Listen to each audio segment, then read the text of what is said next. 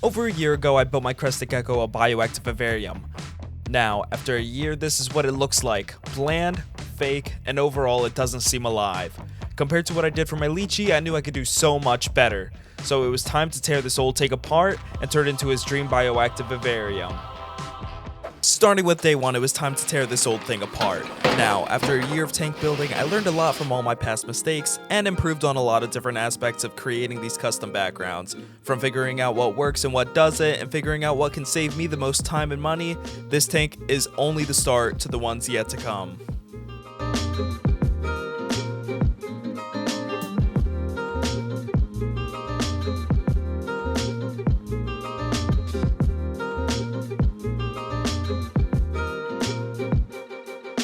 Finally, I got the whole background out in one piece, and it was time to get our little Cresty out of his hiding spot.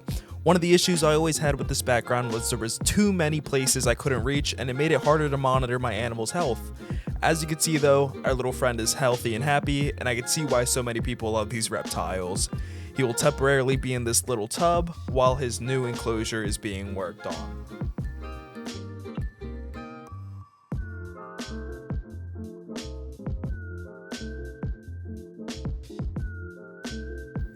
Now, when it comes to making these backgrounds, you want to start off with a generous amount of silicone on the back of the tank and spread it out nice and even.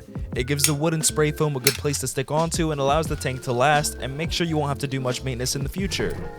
This is all really the planning phase and just figuring out where you want your cork pieces to go and how you want your custom background to come out and look. I wanted to have the background covered in much cork as possible to mimic a natural look and give it the appearance that we were up in the treetops, as well as giving our Cresty places to climb and stick onto. Once you have the base figured out, it's time to apply your spray foam.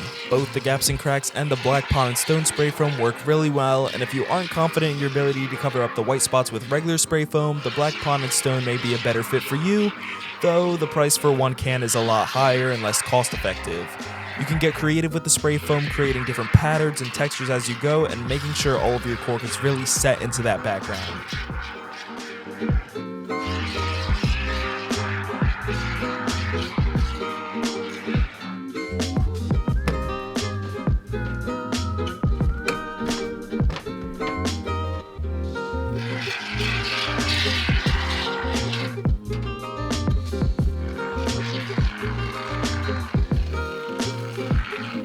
Now we start the very long process of carving out the foam. As stated in my last enclosure video, you can really get creative here, choosing how you want the background to look.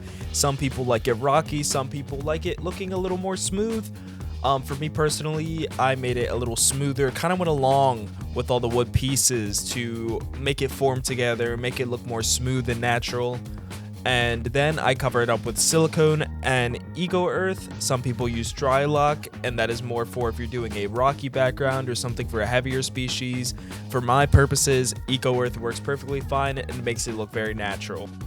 Now, this is what we were left with after all that hard work, which took over 10 hours out of the first day to do. The hardest part about making these is being patient and letting everything settle to make sure the enclosure comes out nicely and pieces aren't falling off.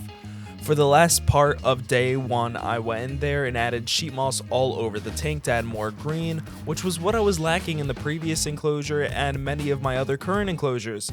This creates the illusion of the tank looking more lively and also helping keep the humidity up for this tropical species. Alright guys, so we're on day 2 of working on this enclosure, and so far it is looking amazing. I have so much done, and really it is looking better than any enclosure I've ever built before. It's the enclosure of all time, dare I say. Obviously, it's still missing a few key things, so we have a lot of fake plants that we're going to put in the enclosure, as I am not good with real plants. All the plants in Kiwi's enclosure that I did in the last video ended up not making it, except for one. So, you know, one lowly little plant, rest of them all fake. But we're going with fake plants in the enclosure because I want my crested gecko to have many places to hide, many places to climb, and overall make the enclosure look more alive, green, and natural is really the best way to put it, as that is what's truly missing in all of my enclosures. So I plan to do this with all of them in the future, but let's get to it.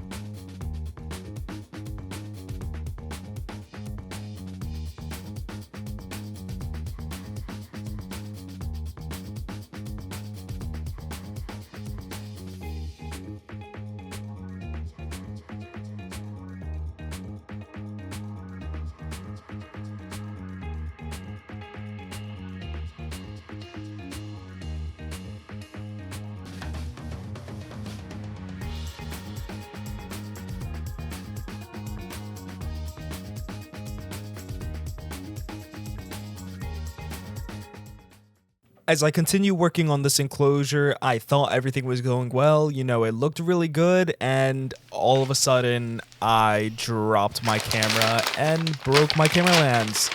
So, RIP. RIP my camera lens. Please like and subscribe so I can, you know, get another one. But with that, this is the final enclosure, my final work of art, and honestly, the best enclosure I have made, you know, to this date. Honestly, it is so amazing, so beautiful, and I feel like I did such an amazing job making it look naturalistic, and I hope my crested gecko loves it as much as I do.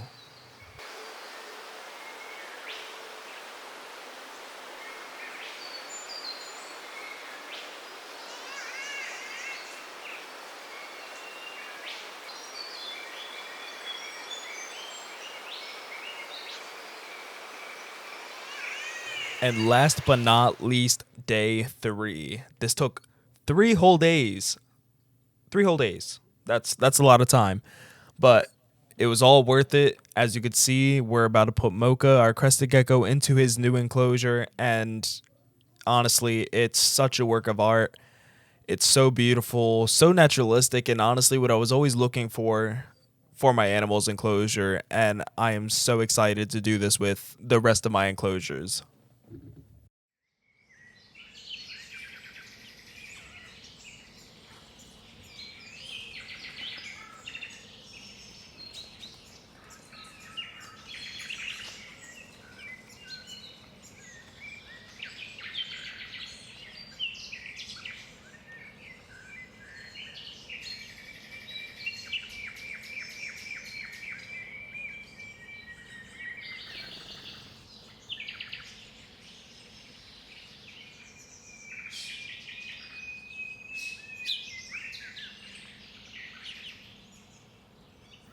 If you guys enjoyed this video, and if you guys enjoyed this little tutorial on how to make a custom background for your reptile, please like, subscribe, comment down below what you want to see next, and I will see all of you in the next one.